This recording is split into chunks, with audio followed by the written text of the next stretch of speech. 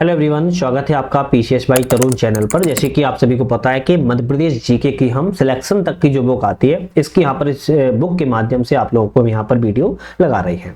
पिछली वीडियो में हमने पहला और दूसरा चैप्टर को कंप्लीट कर लिया था। आज का हमारा जो है तीसरा चैप्टर यहाँ पर होने वाला है। इसके बाद हम चौथे और पांचवें चैप्टर की बात करेंगे। भूवैज्ञानिक संरचना के बारे में आज हम बात करेंगे। यहाँ से एक या दो क्वेश्चन आई जाते हैं। देखो, मोटी मोटी बातें पहले हम टॉप पॉइंट समझ लेंगे अभी, फिर उसके बाद हम आर्कियन सेल समूह के बारे में एक एक करके, फिर धारवाड़ सेल समूह के बारे में, पुराना संघ के बारे में, इसी तरीके से हम बात करते यहाँ पर चलने वाले हैं। तो सबसे पहले ये समझे हम भूवैज्ञानिक संरचना के बारे में। तो भारत का स्थल हृदय किसे कहा जाता है? मध्य प्रदेश को कहा जाता है। क्यों? क्योंकि यह गोंडवाना लैंड के महत्वपूर्ण भाग का हिस्सा है। यहाँ की भू आकृतिक भूगर्भिक संरचना का निर्माण कई विविध भूवैज्ञानिक अवस्थाओं की प्रगति से देखने को मिलता है। भूवैज्ञानिक संरचना के अध्ययन से इसकी चट्टानों की संरचना, संगठन, मिट्टी की प्रकृति, खनिज संसाधनों की उपलब्धता और वितरण की जानकारी इससे जो है प्राप्त होती है। मध्य प्रदेश की भूगर्भिक संरचना में आर्कियल सेल समूह, धारवाड़ सेल, पुराना संघ में कुटप्पा सेल समूह, विंध्यन सेल समूह, आर्य समूह में गोंडवाना सेल समूह, क्रिटियस कल्प में दक्कन ट्रैप और तृतीयक और चतुर्थक सेल जो है देखने को मिलता है। मैप के माध्यम से भी आप देख सकते हो ग्वालियर श्रेणी, उसके आप पूरब में आर्कियन श्रेणी, उसके पूरब में देखोगे तो कुटप्पा चट्टान, इसके आप दक्षिण में देखोगे विंध्यन, विंध्यन के अगर आप पश्चिम में जाओगे दक्कन ट्रैप, और विंध्यन के अगर आप दक्षिण में जाओगे पश्चिम में जाओगे दक्कन ट्रैप, और दक्षिण में जाओगे तो गोंडवाना क्षेत्र जैसे कोयला और धारवाड़ वाला मैग्नीज, और उसके आप पूरब में जाओगे तो गोंडवाना कोयला क्षेत्र देखने को मिलेगा।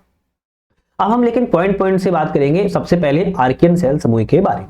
तो आर्कियन सेल समूह का जो निर्माण है मैग्मा और लावा के शीतलन एवं दृढ़ीकरण से जो है इसका निर्माण हुआ है ना। शीतलन से और दृढ़ीकरण से इसका निर्माण हुआ।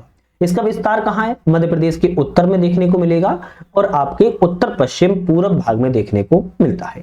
खनिज चट्टानों की बात किया तो इसमें ग्रेनाइट, चारकाइट, शिस्ट, नीस, कॉटरजाइट, फाइलाइट इत्यादि चट्टानें आपकी आर्कियन सेल समूह में देखने को मिल जाती है। विशेषता क्या है?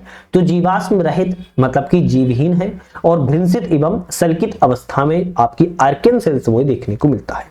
इसकी एक मुख्य बात है क्या? ग्रेनाइट जो है नीस में रूपांतरित हो जाती है। ध्यान रखिएगा, जैसे बंगाल का गुम्बद या फिर गुम्बद नीस के नाम से भी जाना जाता है। ये इंपोर्टेंट है ना, इंपोर्टेंट है। यहाँ पर कुछ खनिज जैसे तांबा, मैग्नीज, लोहे के निक्षेप जो है पाए जाते हैं। इसका विभाजन की बात किया है तो प्रादीपी नीस के रूप में किया गया है, जिसे कर्णों के आधार पर दो भागों में विभाजित किया जाता है।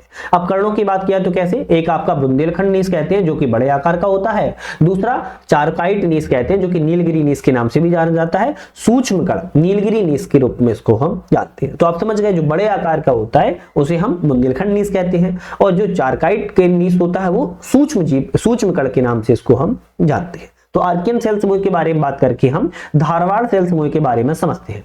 तो धारवाड़ सेल समूह का जो निर्माण है वो आर्कियन चट्टानों के अपक्षय एवं अपर्दन एवं रूपांतरण से धारवाड़ सेल समूह का निर्माण होता है। तो आर्कियन से ही है ना। तो आप सबसे पहले क्या समझ आए? सबसे पहले भाई आर्कियन सेल समूह का निर्माण होता है और आर्कियन सेल समूह के ही अपक्षय अपर्दन रूपांतरण से धारवाड़ सेल समूह का क्या होता है? निर्माण होता है। इसका विस्तार कहां देखने को मिलेगा? तो आपके मध्य प्रदेश के दक्षिण में, दक्षिण पूरब में, मध्य प्रदेश के बालाघाट, छिंदवाड़ा, पांडुरना वाले जो जिले हैं वहां पर आपका धारवाड़ सेल समूह देखने को मिल जाता है।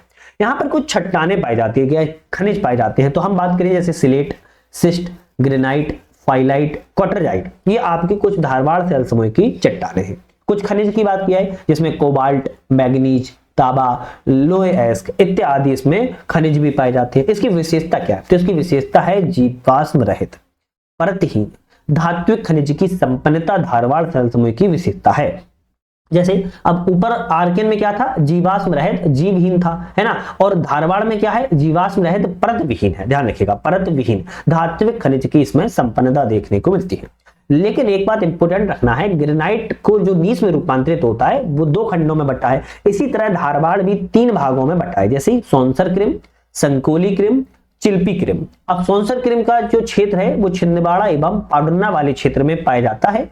यह क्षेत्र की चट्टानों में अभ्रक, शिस्ट और मैग्नीज की प्रमुखता जो है आपकी पाई जाती है। संकोली क्रिम जो है सोनसर के उत्तर में है और यह मुख्य रूप से जबलपुर जिले में फैली हुई है। वहीं चिल्पी क्रिम की बात किया तो बालाघाट उसके निकटवर्ती भाग, आप बालाघाट याद कर लो, चिल्पी क्रिम बालाघाट या उसके भागों में निकटवर्ती जो भाग है वहां पर पाई जाती है। जिसमें मोटी स्लेट, फाइलाइट ये अधिकता पाई जाती है ना। तो अगर बात करें इसमें कुछ इंपोर्टेंट बात लिखी है कि क्लोज पेट क्रिम के अंतर्गत मलाज खंड के तांबे का भंडार स्थित है। किसमें? क्लोज पेट क्रिम के अंतर्गत मलाज खंड में जो तांबे का भंडार है वो स्थित है। यहाँ पर एग्जाम्पल मध्य प्रदेश में द्रविड़ संघ की चट्टानों का नितांत अभाव पाया जाता है। तो अगर कभी पूछा जाए कि द्रविड़ संघ की चट्टानें मध्य प्रदेश में कैसी पाई जाती हैं, तो आप कहोगे भाई अभाव होता है, कम ही मात्रा में छुटपुट तरीके से पाई जाती है। फिर आता है हमारा पुराना संघ। पुराना संघ को दो क्रमों में बांटते हैं। पहला क्रम होता है कुटप्पा क्रम, दूसरा होता है बिंदन क्रम। कुटप्पा क्रम को भी दो क्रम में बांटते हैं, एक आता है बिजावर उपक्रम, दूसरा आता है ग्वालियर उपक्रम। बिंदन क्रम को हम दो खंडों में बांटते हैं, निचला बिंदन क्रम और आपका ऊपरी बिंदन क्रम। अब हम सबसे पहले कुटप्पा क्रम की बात करते हैं। कुटप्पा क्रम की बात करें तो इसका निर्माण प्री कैम्ब्रियन युग में आर्कियन चट्टानों के आच्छादन से इसका निर्माण हुआ है ना, अपर्दन आच्छादन से इसका निर्माण हुआ। इसका विस्तार बिजावर, पन्ना, ग्वालियर उसके समीपवर्ती क्षेत्रों में कुटप्पा क्रम का विस्तार देखने को मिलता है। इसमें कुछ चट्टानें खनिज हैं जैसे कि सैल, स्लेट, क्वार्टरजाइट पाए जाते हैं। इसकी विशेषता है जीव पाए जाते हैं और कुछ जीवाश्म रहित भी पाए जाते हैं। इसका भी विभाजन दो क्रमों में होता है, बिजावर उपक्रम और ग्वालियर उपक्रम में। फिर आता है बिजावर उपक्रम। बिजावर उपक्रम जो होता है वो निचला कुटप्पा का भाग कहा जाता है। छतरपुर, पन्ना जिले में इसके निक्षेप पाए जाते हैं और हीरे के निक्षेपों के लिए बिजावर उपक्रम को जाना जाता है। तो डायमंड के लिए याद किया है तो आप कहेंगे बिजावर उपक्रम। ग्वालियर उपक्रम की बात किया तो अरावली शैली का समूह का भाग है ना। इसमें सैल, जैस्पर, पार्सिलिनाइट और हॉर्न जैसी चट्टानें पाई जाती हैं, जिसे ऊपरी चट्टान को मोरार और निचली चट्टान को हम पार के नाम से जानते हैं। तो ग्वालियर वाला जो आपका क्षेत्र है इसे हम ऊपरी चट्टान को मुरार के नाम से और आपके निचली चट्टानों को पार के नाम से जो है जानते हैं। फिर आता है इसी पुराने संघ में ही बिंदन क्रम की, है ना। बिंदन क्रम का जो निर्माण है प्री कैम्ब्रियन युग में लगभग 4200 मीटर की मोटाई के जलद चट्टानों के रूप में इसका निर्माण देखने को मिलता है। इसका विस्तार कहाँ है? सोन के उत्तर पश्चिम में, रीवा से लेकर चंबल के पश्चिम में राजस्थान तक इसका बिंदन का जो आपका विस्तार है वो मिल जाता है। इसमें अगर बात करें तो चूना पत्थर, बलुआ पत्थर, सैल के निक्षेप जो है पाए जाते हैं। साथ ही विभिन्न भूगर्भिक क्रमों के मध्य कांग्लोमेरेट की सतह जो है विद्यमानता यहाँ पर देखने को मिलती है। इसकी विशेषता भी है। क्या है विशेषता है? यह श्रृंखला जीवाश्म विहीन मानी जाती है। क्यों? क्योंकि कैमूर क्रम में कार्बनिक पदार्थों के कुछ साक्ष्य प्राप्त इसमें होते हैं। इसका जो नामकरण है विंध्यन पर्वत श्रृंखला के आधार पर ही विंध्यन क्रम जो है रखा गया है। इसको भी दो क्रमों में बांटा जाता है, आपका विंध्यन, लोअर विंध्यन, ऊपरी विंध्यन, जैसे अपर विंध्यन क्रम में इसको हम विभाजित करते हैं।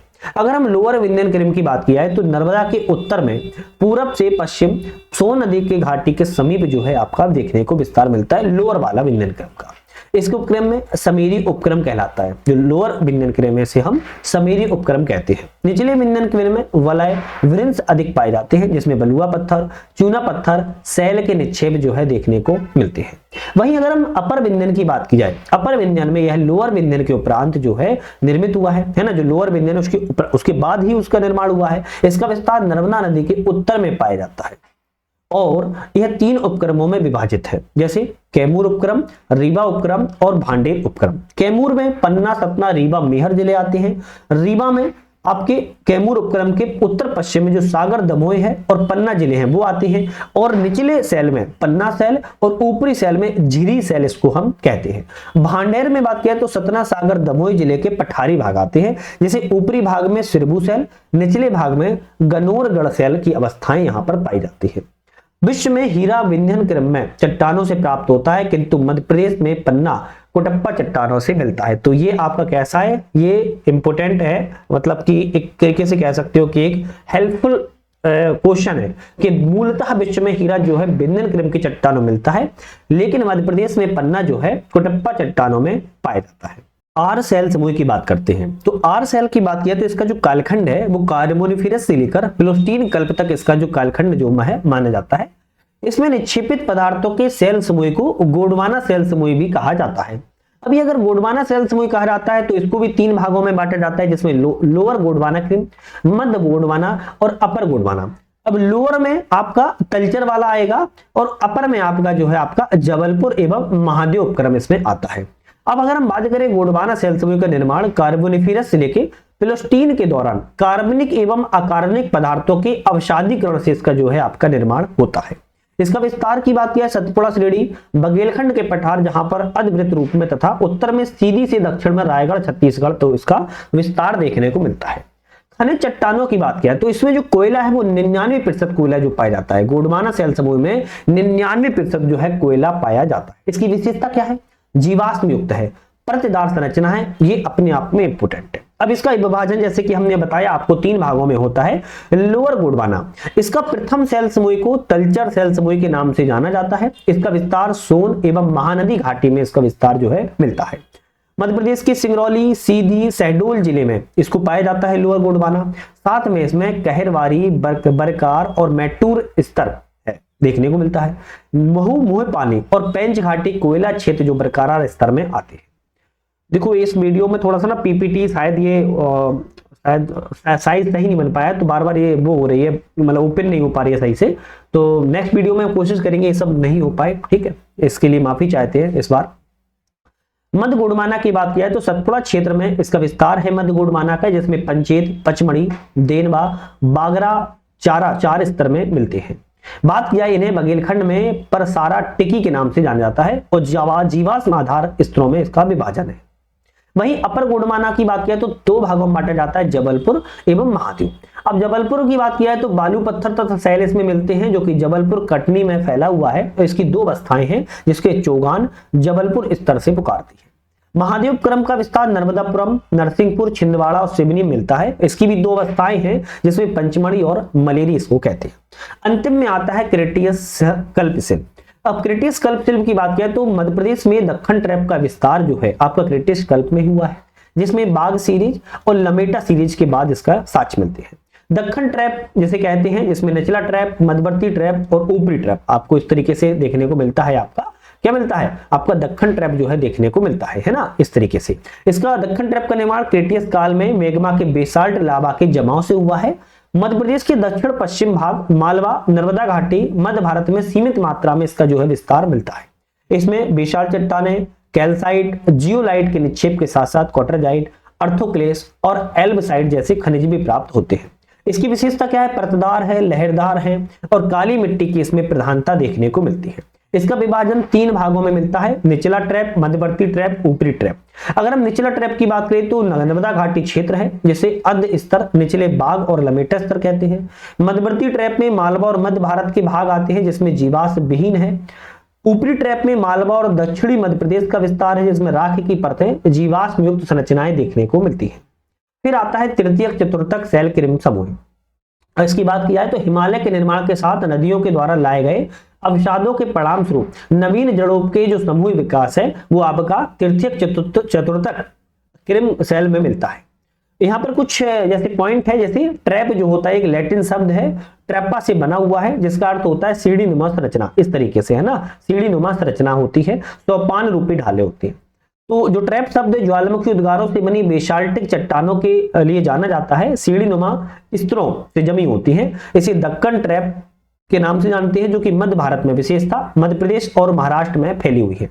विशाल चट्टानों की अपक्षय और अपर्दन से काली मिट्टी, जिसे रेगूर मिट्टी भी कहते हैं, इस काली मिट्टी का जो है निर्माण हुआ है। तो आज हमने यहाँ पर भूगर्भिक संरचना की बात की। नेक्स्ट वीडियो में हम मध्य प्रदेश के भौतिक संरचना की बात करेंगे, जिसमें हम पठारों के बारे में बात करेंगे, है ना। पठारों के बाद अगर बात की जाए, यहाँ पर हम कुछ पठारों के बाद इसकी रीवा पन्ना का पठार, नर्मदा सोन घाटी का पठार, मैकाल पर्वत श्रेणी, फिर उसके बाद एक और चैप्टर इसी में है हमारा मध्य प्रदेश की पर्वत श्रृंखला। तो यहाँ पर हम पर्वत श्रृंखला के बारे में बात कर लेंगे, और एक हमारा चैप्टर जो अभी हमने आपको बताया है भौतिक विन्यास, ये हम नेक्स्ट वीडियो में चौथे और 5वें चैप्टर की बात करेंगे। तो एक और दूसरा चैप्टर अगर आपने नहीं देखा है ऑलरेडी, तो वीडियो बनी हुई है, प्लेलिस्ट पे जाके देख लेना। तो आज के लिए धन्यवाद।